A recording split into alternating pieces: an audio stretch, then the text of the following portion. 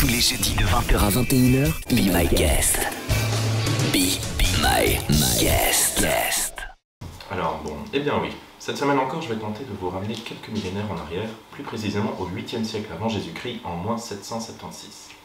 C'est à cette date qu'eurent lieu les premiers Jeux Olympiques dans la ville d'Olympie.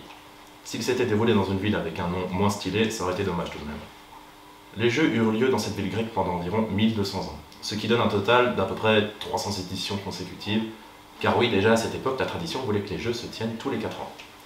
Il est important toutefois de noter que, contrairement à aujourd'hui, cet événement avait un caractère religieux extrêmement prononcé. Sans compter les athlètes qui participaient aux épreuves, c'étaient des personnes de toute la Grèce et de conditions sociales bien différentes qui entamaient un pèlerinage vers Olympie. À l'époque, la religion avait un tel impact dans l'esprit des gens que même les voleurs, les bandits, etc. évitaient d'attaquer les gens qui souhaitaient se rendre à Olympie, car cela aurait été considéré comme une insulte envers les dieux. De même que pour les malandrins, les combats entre les différentes cités grecques prenaient fin, car c'était là la trêve olympique. Si cette dernière n'était pas respectée, les cités fautives pouvaient se voir retirer leur champion des Jeux et attribuer une honte nationale. Genre imaginez, vous retranscrivez ça à maintenant, t'es dans la rue et t'as un gars qui te dit « passe-moi ton téléphone ». Tu peux lui répondre « non, mais je vais voir un match de foot au nom de Jésus ». Alors ça passe crème, le mec te fout la paix. Voilà. En ce qui concerne les épreuves même, il semblerait que la toute première était d'ailleurs au début la seule, la course de 200 mètres. Plus tard seront rajoutés les 400 mètres, la course de char, la lutte, etc. A noter que tous les participants étaient en ce temps-là exclusivement masculins et tous complètement nus. Heureusement que ça ne se déroulait pas en Russie. En ce qui concerne les vainqueurs, je pense que vous ne pouvez même pas imaginer ce qui leur était réservé. Prenons un exemple. Alexios vient de la cité de Sparte et participe aux Jeux. Il finit par les remporter. Que lui arrive-t-il donc? Eh bien tout d'abord, le mythique rameau d'olivier en or lui est remis. Puis son nom, celui de son père et de sa ville sont clamés dans le temple de Zeus. Un immense banquet lui est ensuite dédié, avant qu'il ne rentre à Sparte pour recevoir un accueil digne d'un empereur.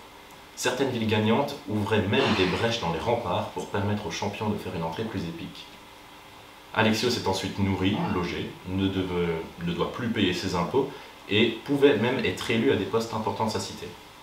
Et tout ça jusqu'à la fin de sa vie. Perso, moi ça me donne envie de retourner à cette époque et de gagner les Jeux. Ouais, moi aussi. Les derniers Jeux Olympiques antiques eurent lieu vers 400 après notre bon Jésus-Christ, juste avant l'interdiction des empereurs romains qui trouvaient que les Jeux allaient à l'encontre de l'expansion du christianisme. La tradition des Jeux s'arrête donc pendant presque 1500 ans, avant de reprendre en 1896 à Athènes, encore en Grèce, sous l'impulsion de la pensée des Lumières, du roi Georges Ier de Grèce, et aussi grâce à l'organisation du CIO. Alors, le CIO, c'est pas seulement cet endroit où tu te renseignes pour savoir ce que tu veux faire plus tard. C'est également le Comité international olympique qui a été créé après un congrès parisien organisé en 1894 par Pierre de Coubertin. Ouais, c'est ce même Pierre de Coubertin qui a donné son nom aux éditoires qui se trouvent dans le quartier de l'Hôtel-Bloquerie, juste à côté de chez Jean-Loup.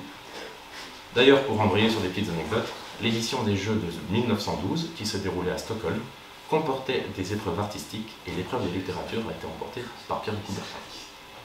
Dans le même registre, les athlètes qui séjournaient au village olympique ont utilisé environ 100 000 préservatifs lors de l'édition de 2000 à Sydney. C'est plutôt pas mal, moi je trouve. Sinon, on peut aussi noter que l'athlète Mirut Swifter, un Éthiopien, a été mis en prison après les Jeux de Munich en 1972. Pourquoi? Juste parce qu'il était arrivé 3e et pas 1er à l'épreuve du 10 000 mètres, ce qui a eu donc d'énerver les autorités. Comme il ne voulait pas retourner en tôle, il a gagné l'épreuve des 5 000 et 10 000 mètres lors de l'édition de Moscou en 1980. Ça c'est bien. Ouais, c'est incroyable. Ouais, bah ça, le sport et la politique parfois, ça va loin. Vous saviez qu'il y a 30 ans, on avait l'habitude de faire un lâcher de colombe au début des Jeux? Eh bien cette tradition a pris fin lors de l'ouverture des Jeux de Séoul en 1988, lorsque les colombes se sont toutes envolées vers la flamme et sont devenues bonnes à manger avec quelques frites. Je trouve ça un peu triste. Donc depuis 1896, nous avons droit tous les 4 ans à une nouvelle édition de ces Jeux.